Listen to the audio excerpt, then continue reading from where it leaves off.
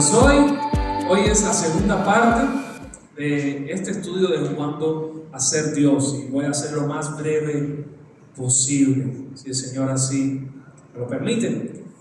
La primera parte habíamos hablado sobre jugar a ser Dios en nuestra propia vida, cómo nosotros decidíamos tener en cuenta a Dios, y sí, podíamos hacerlo a veces, pero como hijos de Dios, cuando hacemos eso, Dios como que empieza a cerrarnos las puertas y no nos deja avanzar. Hasta que no reconozcamos a Dios en todos nuestros caminos, Él no va a enderezar nuestras veredas, como dice el Salmo. Entonces, como hijos de Dios, tenemos la premisa de que Dios tiene un propósito bueno, excelente para nuestra vida. Pero si nosotros intentamos escaparnos de ese propósito, mi hermano, no nos va a ir bien. Eso fue jugando a ser Dios parte 1, ahora jugando a ser Dios parte 2. Porque no solo jugamos a ser Dios intentando tener el control de nuestra vida, sino que también jugamos a ser Dios intentando controlar la vida de las otras personas. O sea, no nos conformamos con nosotros solos, sino que también queremos que las demás personas sean no a la imagen de Dios, sino a la imagen que yo quiero que sean. ¿Cómo se evidencia eso? Vamos a ir al pasaje de hoy, Santiago capítulo 4, solo 2 versículos, versículos 11 y 12. Pero ustedes dirán, pastor, hay 2 versículos nada más, es maña con trampa, no se preocupen. Ahorita vamos a expandirlo. Dice la palabra del Señor: amados hermanos, no hablen mal los unos de los otros. Recuerden que Santiago le está escribiendo a la iglesia. Si se critican y se juzgan entre ustedes, entonces critican y juzgan la ley de Dios. En cambio, les corresponde obedecer la ley, no hacer la función de jueces. Solo Dios, quien ha dado la ley, es el juez. Solamente Él tiene el poder para salvar o destruir. Entonces, ¿qué derecho tienes tú para juzgar a tu prójimo? Habíamos visto rápidamente en el pasado, en la primera parte, habíamos llegado al final, y ahora quise empezar con esto, a la visión que el apóstol Santiago tiene de la ley, o sea, del Antiguo Testamento, y específicamente de ahorita cómo se aplica la ley para nosotros. Escuchen lo que dice Santiago, capítulo 1, versículo 25. Si miramos atentamente la ley perfecta que te hace libre, o sea, esa ley que Santiago está hablando, tiene la capacidad de poder hacernos libres, y la pones en práctica, y no olvidas lo que escuchaste, entonces Dios te bendecirá por tu obediencia. Entonces, Santiago me está diciendo que hay una ley que si yo la miro, si yo la observo, si yo la guardo, si yo la pongo en práctica, pues parece ser que me va a guiar por el camino que Dios quiere, y entonces voy a experimentar bendiciones producto de esa obediencia. Pero no solo Santiago dice esto. Otro versículo hablando sobre no favorecer a una persona con respecto a otra, no hacer acepción de personas. Y de paso, Santiago, mi hermano, Santiago está en contra de que las personas, o de personas que exploten a otras. El libro de Santiago, en el capítulo 1, tanto en el capítulo 5, él comienza a hablar y a criticar a personas, a ricos que estaban empleando a obreros y no le estaban pagando lo que necesitaban, o no estaban pagando lo básico o lo necesario o lo que era justo. Y está diciendo: ustedes van a sufrir consecuencias. El libro de Santiago tiene una carga de justicia social o laboral en ese sentido tremenda. Entonces, pero el versículo 12 en el capítulo 2 está diciendo: entonces todo lo que digan y en todo lo que hagan, recuerden que nosotros vamos a ser juzgados por la ley que nos hace libre. Pastor, pero ahora me está hablando mucho de ley, estoy un poco confundido. ¿Qué tipo de ley es esa? Bueno, versículo 8 del capítulo 2, Santiago dice: por supuesto, hacen bien cuando obedecen la ley suprema. ¿Cuál es la ley suprema para Santiago? ¿Cuál es la visión que Santiago tiene de la ley suprema? Ama a tu prójimo como a ti mismo. Es la máxima en la que Jesús también resumió la ley. Toda la ley apuntaba a 2 cosas. Toda la ley del Antiguo Testamento apuntaba a 2 cosas. Ama a Dios con toda tu alma, tu mente y tu corazón, y ama a tu prójimo como a ti mismo. Por lo que cuando Dios nos llama a santidad, lo que nos está llamando es amar. No es otra cosa. La santidad es el amor en la práctica. ¿Ok? Y es por eso que cuando vamos a Santiago capítulo 4, versículo 11, está diciendo que cuando hablamos mal los unos de los otros, estamos juzgando la ley y estamos haciendo algo muy malo. Contexto antes de llegar al versículo 11.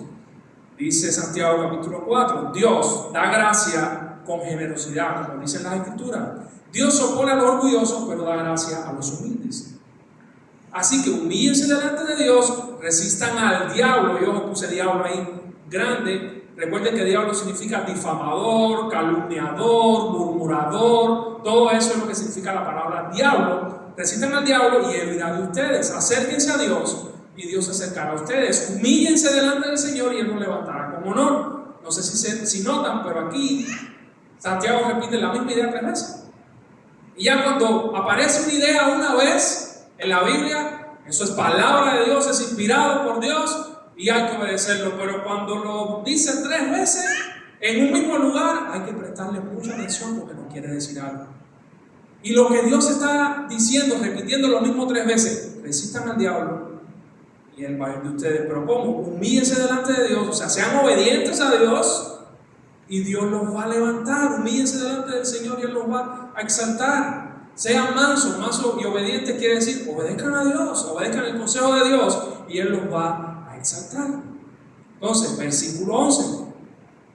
Amados hermanos, no hablen mal los unos de los otros. Ese hablen mal es una sola palabra en el griego, catalaleo. Y esa palabra lo que significa es, increíblemente, tiene un significado similar a la palabra diablo. Recuerdan que en el contexto decían, resistan al diablo, pues ahorita está diciendo, no murmuren, no difamen, no hagan el trabajo del diablo con los hermanos en la iglesia, los unos a los otros.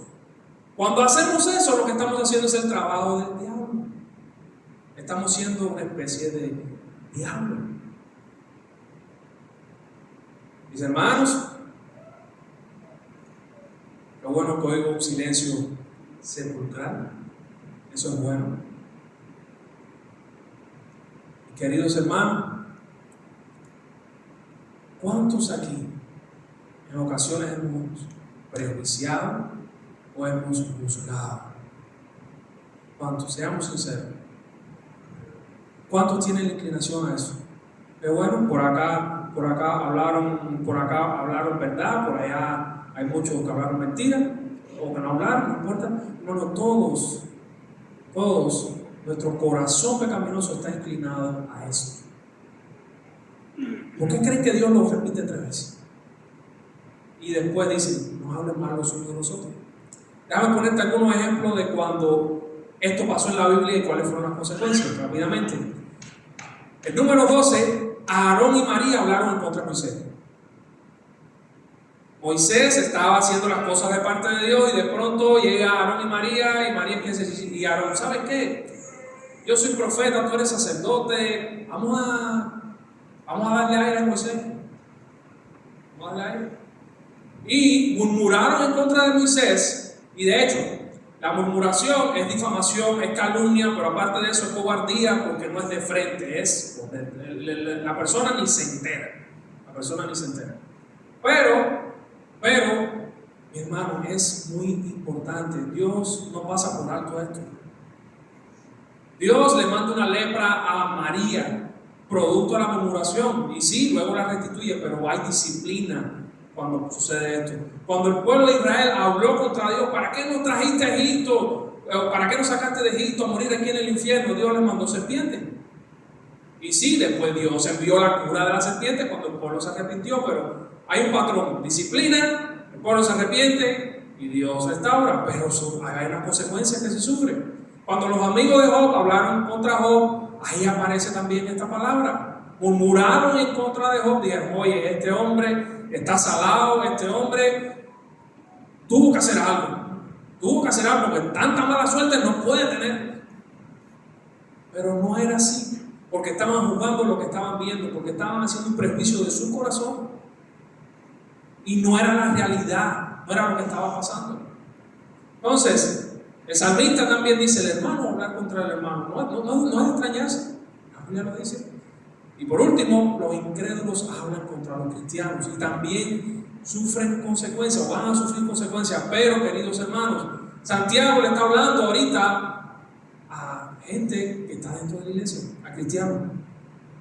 No hablen mal los unos de los otros, no murmuren los unos de los otros. Y Santiago está usando el mismo concepto de Jesús, pero aplicado con un énfasis diferente. Jesús, y hace un año yo prediqué de esto exactamente, me salió en Facebook los otros días, prediqué de esto mismo, pero hablando del sermón del monte. Jesús dice: no juzguen a nadie para que nadie los juzgue a ustedes, porque tal como juzguen se les juzgará. Pero es un tipo de juicio. El juicio que se está refiriendo Jesús no es una prohibición total para emitir un criterio de discernimiento de juicio, sino es ese juicio que es lo que tú crees conforme a lo que tú crees y no conforme a lo que la Biblia dice. Dice, hermano, el mismo Jesús en Juan dice: no juzguen por las apariencias, sino que juzguen con justicia. ¿Cuál es esa justicia que la Biblia dice? Es la que la palabra de Dios dice. O sea, cuando nosotros vayamos a emitir un juicio o un discernimiento o una exhortación, lo que Santiago nos está llamando la atención es a no hacerlo en nuestras palabras, a no hacerlo en nuestras ideas, porque nuestras ideas puede ser que no sean correctas. Entonces, cuando tú lo vayas a hacer y yo lo vaya a hacer, vamos a hacerlo que el juez sea la palabra de Dios, que no sea otra cosa que la palabra de Dios. Fuera de ahí podemos caer en un grave error. Y voy a ponerte dos ejemplos. Romanos capítulo 14, por eso era plan con maña, porque eran dos versículos, pero los dos ejemplos están bastante largos. Romanos capítulo 14 y 1 Corintios 8. Solo voy a leerlo, voy a hacer énfasis en algunos lugares, pero quiero que me sigan. ¿Ok? Entonces, Romanos capítulo 14, búsquenlo en su Biblia y vamos a ver. Dice así: acepten a los creyentes que son débiles en la fe. Y ojo, cuando dice débil en la fe, no te está hablando de un cristiano que tiene fe débil, o un cristiano que su fe mengua en el sentido de que está aquí y está allá, un cristiano que es inconstante. No te está hablando de eso. No está hablando tampoco de un creyente que tiene una debilidad de carácter o una debilidad moral. No está hablando de eso. Está hablando de una persona que en su conciencia todavía arraiga cosas que hace que toda la libertad que pueda tener en Cristo no la tenga. Y que puede ser que Dios le esté dando esa libertad poco a poco, pero que ahorita mismo está en una posición que no tiene un entendimiento completo de lo que es el Evangelio, o más bien de las implicaciones del Evangelio. Pero es un creyente, es un buen creyente. Entonces, acepten a ese creyente y no discutan acerca de lo que ellos consideran bueno o malo. Por ejemplo, un creyente piensa que está bien comer de todo. Vamos a poner el ejemplo de la comida. Pero otro creyente con una conciencia sensible come solo verdura. Los que se sienten libres para comer de todo no deben menospreciar a los que no se sienten la misma libertad. Y los que no comen determinados alimentos no deben juzgar a los que sí lo comen, porque a esos hermanos Dios los ha aceptado. Ahorita la iglesia tiene un entendimiento de que todos los alimentos son buenos, ¿sí o no? O sea que Dios limpia todos los alimentos. Pero por ejemplo, puede ser que hayan iglesias que ellos entiendan que el vestir decoroso, que habla la carta de Primera de Pedro, dice que la mujer debe vestir decorosamente, no con peinados ostentosos, sino con una actitud humilde y demás. Ellos pueden entender que vestir decoroso implica que las mujeres no pueden usar pantalones. Puede ser. Pero, en otras iglesias tienen un entendimiento de que eso no es vestir decoroso. O sea, que el decoro no está en que si tiene falda o si tiene pantalón, o si se maquilla o no se maquilla, sino el vestir decoroso implica otras cosas. Imagínense este ejemplo. Llega alguien, o yo llego a una iglesia y mi esposa está en pantalón y le dicen: oye, usted no es santa, o usted no está siguiendo a Cristo porque anda en pantalón y no anda en falda. Ellos tienen un entendimiento en ese sentido, y en ese sentido son débiles en la fe. Pero mi posición o o la posición de acá no debe ser, no, los que están equivocados son ustedes. Es lo que Pablo está hablando. Debemos aceptarnos los unos a los otros, pero en cuestiones que la Biblia no sea clara, o en cuestiones que sean principios aplicables, no debemos condenar al hermano. Porque, sigue diciendo Pablo, los que se sienten libres para comer de todo, los que se sientan libres para ponerse la ropa de todo, siguiendo el ejemplo que le estaba poniendo, no deben menospreciar a los que no sienten la misma libertad. Y los que no comen determinados alimentos no deben juzgar a los que sí lo comen, porque a esos hermanos Dios los ha aceptado. Del mismo modo, algunos piensan que un día es más sagrado que otro, mientras que otros creen que todos los días son iguales. En la iglesia de Roma pasaba algo. La iglesia de Roma, habían cristianos que eran no judíos, gentiles se les decía, y habían cristianos que eran judíos, habían aceptado a Cristo, habían creído en el mismo Dios. Pero habían los que eran judíos, puede ser que todavía tenían arraigo de que querían guardar días especiales, que querían guardar el sabbat, querían guardar el sábado para Dios. Y los gentiles pues veían todos los días iguales. Y fíjense lo que está diciendo Pablo. Pablo no está condenando ni a un grupo ni a otro. Condena a un grupo cuando menosprecia al otro. Condena a un grupo cuando juzga al otro. Escuchen lo que dice Pablo. Cada uno debería estar plenamente convencido de que el día que elija es aceptable. Los que adoran al Señor un día en particular lo hacen para honrarlo a Él. Los que comen toda clase de alimentos lo hacen para honrar al Señor, ya que le dan gracias a Dios antes de comer. Y los que se niegan a comer ciertos alimentos también quieren agradar al Señor y le dan gracias a Él. Pues no vivimos para nosotros mismos, ni morimos para nosotros mismos. Si vivimos es para honrar al Señor, y si morimos es para honrar al Señor.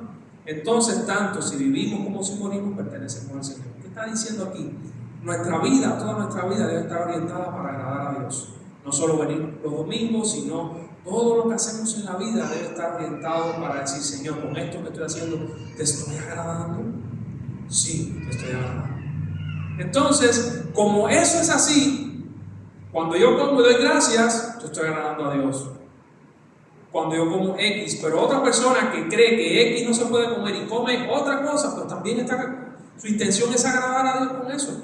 ¿En dónde está el problema? En cuando Y menosprecia y juzga a X. Ahí es en donde está el pecado. ¿Por qué entonces juzgas a otro creyente? Es la misma pregunta que hace Santiago. O sea, ¿por qué? ¿Por qué? ¿Por qué menosprecias a otro creyente? Recuerda que todos estaremos delante del tribunal de Dios, pues dice la Escritura: tan cierto como yo, dice el Señor, que toda rodilla se va a doblar delante de mí, toda lengua me va a confesar. Es cierto que cada uno, mi hermano, y eso a ninguno de los que estamos aquí no vamos a escapar de eso, cada uno de nosotros tendrá que responder por sí mismo ante Dios. O sea, todos los que estamos aquí vamos a responder delante de Dios. Cuando muramos, o morimos o Cristo viene, una de las dos. Cuando tú y yo muramos, y para morirse lo que hay es que estar vivo, hoy tú estás aquí y mañana o de aquí a 5 minutos no sabemos. Cuando pase ese momento, tú vas a estar delante del tribunal de Dios y tú vas a dar cuentas a Dios por ti. Y si has creído en Jesús, si has creído en Cristo, el que te va a defender es Él. Y va a decir: Él ha sido lavado por mi sangre, por mi sacrificio. Pero mi hermano, tú vas a dar cuenta, y vamos a dar cuenta incluso, dice la Biblia, hasta por todas las palabras que hemos hablado. Imagínense eso.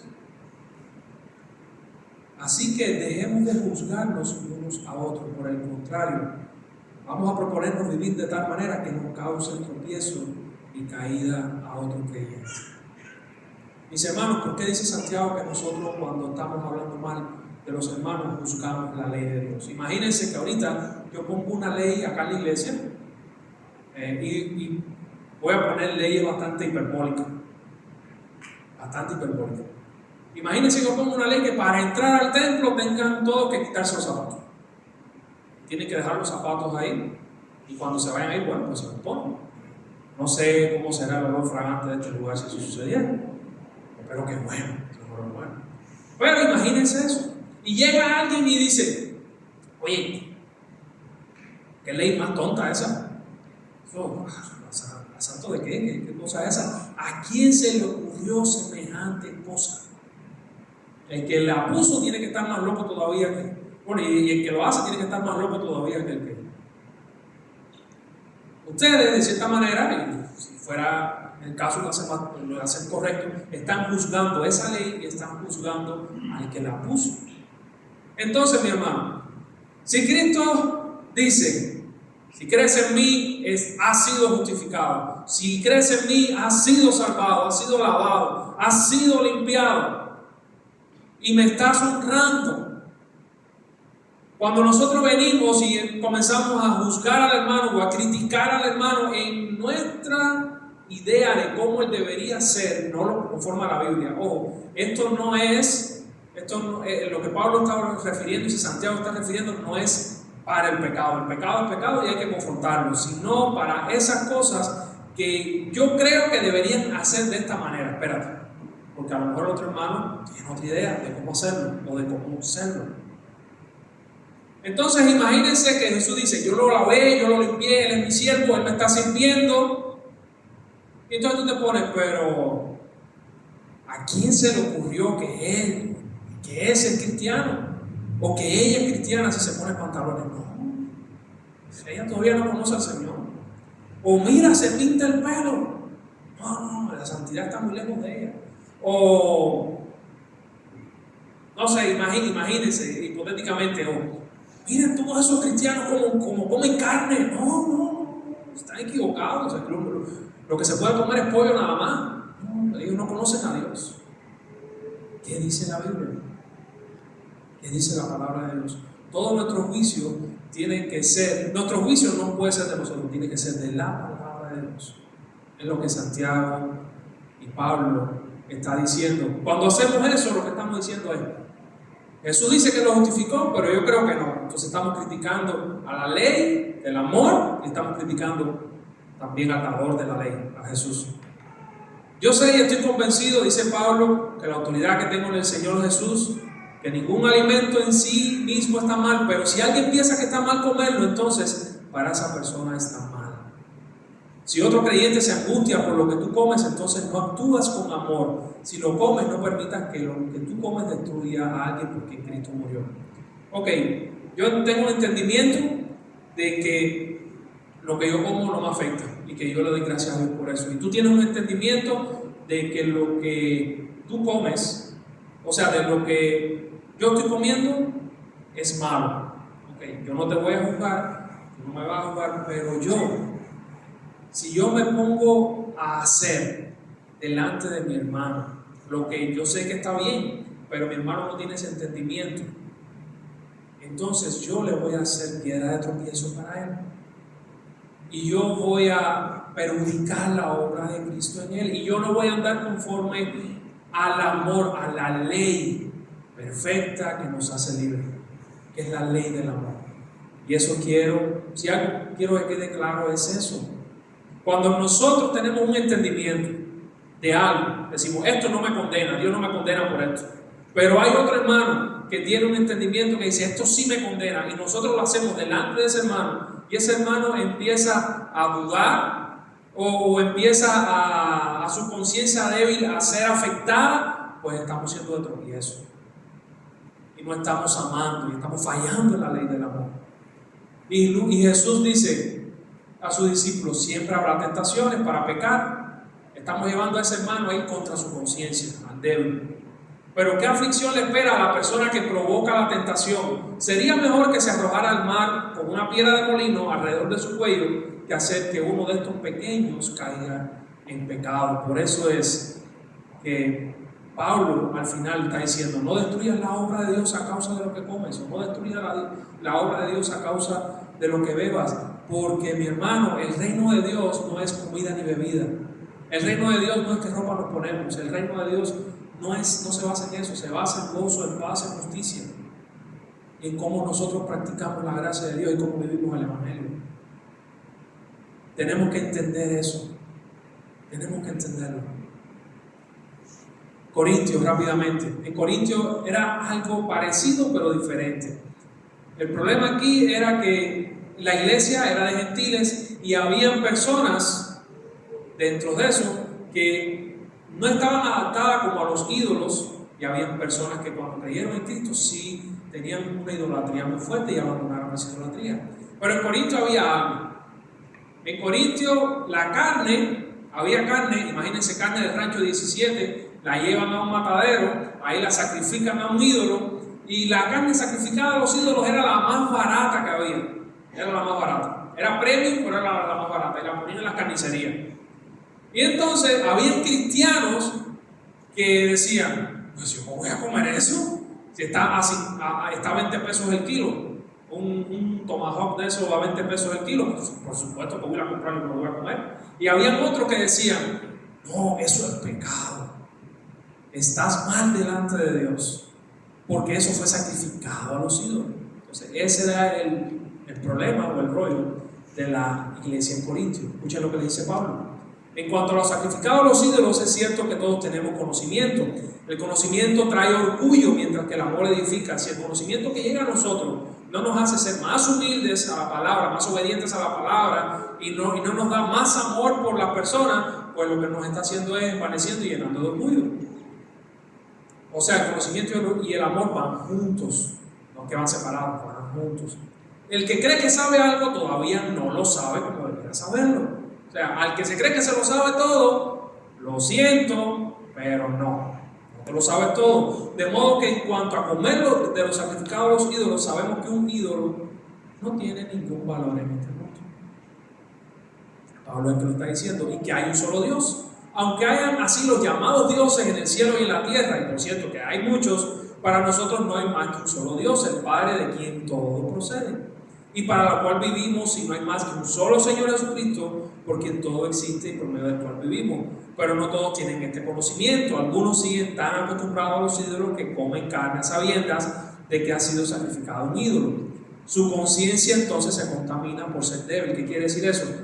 Oh, esto fue sacrificado a los ídolos, pero yo no sé si está bien o está mal, pero bueno, si mi hermano se lo come, pues bueno, yo también me lo voy a comer.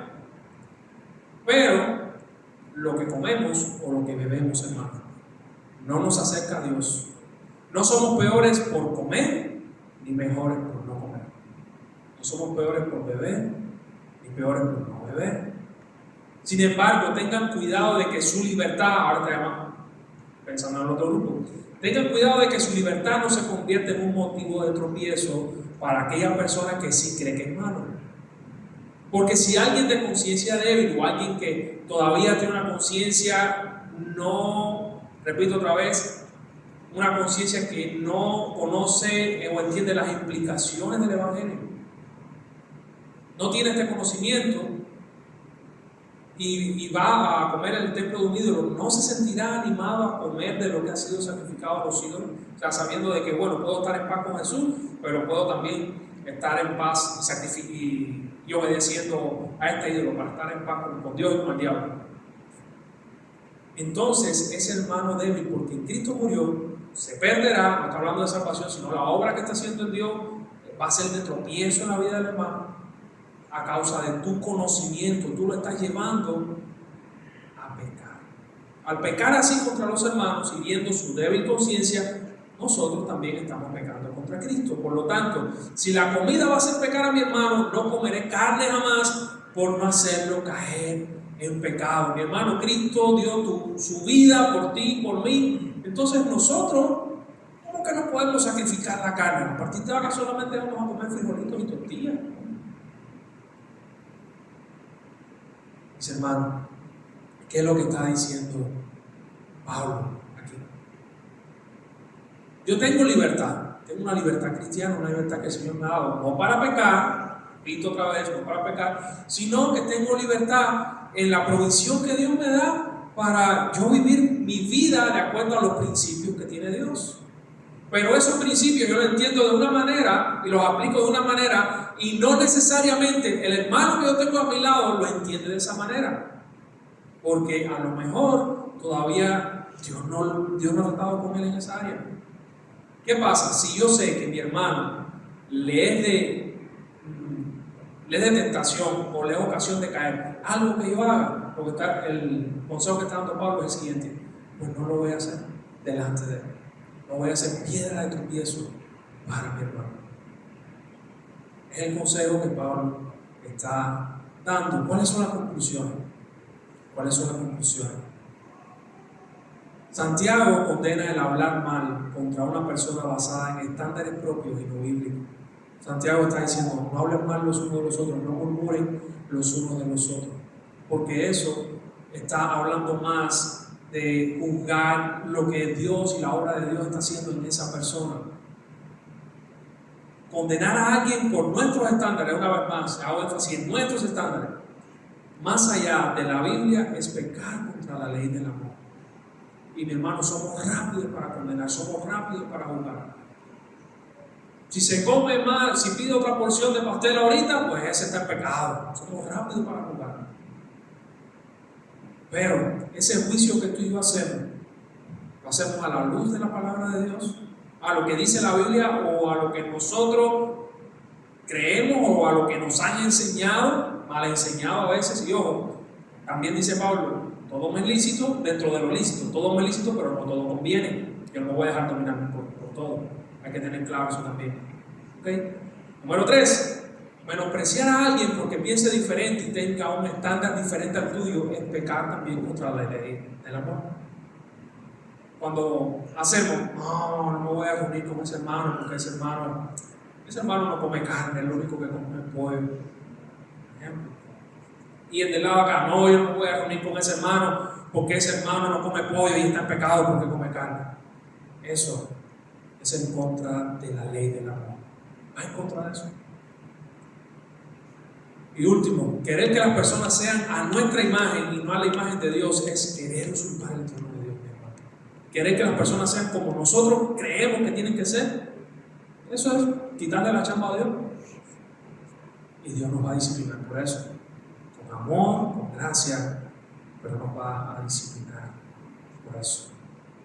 Mi hermano, mi hermana, para el final, quiero hacerte varias preguntas, tenlas en mente, cierro con este versículo. ¿Hemos estado hablando contra un hermano o hermana en Cristo de manera crítica últimamente? ¿He señalado hipócritamente a otros con el dedo por motivos egoístas? ¿Me he enfrentado a otros con el pretexto de velar por sus intereses? Mi hermano, yo estoy muy preocupado por ti. Pero mientras enmascaro un corazón de envidia o de celos, ¿qué debo hacer para detener este patrón de comportamiento que a veces tenemos? Primero, debemos saber qué hacer. ¿Y qué hay que saber? Lo que la Biblia dice. Cualquiera que sea el costo, debemos evaluar, mi hermano, nuestra vida y modelarla según la palabra de Dios. Segundo, debemos empezar a hacer lo correcto en vez de hacer lo incorrecto. Debemos empezar a buscar la unidad en vez de buscar, diría yo, cabeza de playa o de buscar grupitos para, voy a armar un grupo para enfrentarme a los que sí comen carne. Yo voy a buscar un grupo para enfrentarme a los que comen pollo. Hermano, ¿qué rige tu discernimiento? ¿Tu opinión o la Biblia? Y sabes una cosa, cuando vine de Cuba y llegué acá a México, ¿sabes de qué me di cuenta? Que yo tenía muchos, pero muchos, y por supuesto lo vi porque era una cultura diferente, muchos pecados culturales arraigados aquí, cosas que yo creía en Cuba que eran pecados, y cuando llegué acá tuve que leer la Biblia para yo decir, bueno, yo creo que esto está mal. ¿Por qué lo creo? Voy a la Biblia a ver si esto está mal. Y la Biblia no mencionaba cosas de ese tipo. Y eso me pasó. Y es por eso que yo te invito a hacer ese ejercicio. O sea, yo creo que esto está mal. Pero ¿por qué yo creo que está mal? ¿Porque me lo enseñaron o porque la Biblia lo dice? Voy a ir a la Biblia a buscar, a ver qué onda. Entonces, debemos empezar a hacer lo correcto. Y recuerden que es pecado saber lo que se debe hacer y luego no hacerlo. Reina Valera dice, al que sabe hacer lo bueno y no lo hace, pues se le peca. Al que sabe que debe procurar la unidad y debe no menospreciar al hermano y no juzgar al hermano porque estás emitiendo un juicio sobre lo que Dios está haciendo y no lo hace, pues mi hermano está pecando conscientemente. Pero una fe genuina ¿Qué es lo que produce? A ver si se recuerdan. Yo sé que hay muchas personas que todavía que están aquí invitados y que han llegado por primera vez, y Dios les bendiga mucho, pero para los que estábamos aquí, una fe genuina, ¿qué produce? Obras genuinas. Según Gálatas, esas obras genuinas es la fe que obra por el amor. La fe y el amor van juntos. Y la fe y el amor van tan juntos que Dios, incluso, mi hermano, y Cristo nos reviste de su gracia, aun cuando hayamos caído, aun cuando hemos juzgado, aun cuando hemos menospreciado.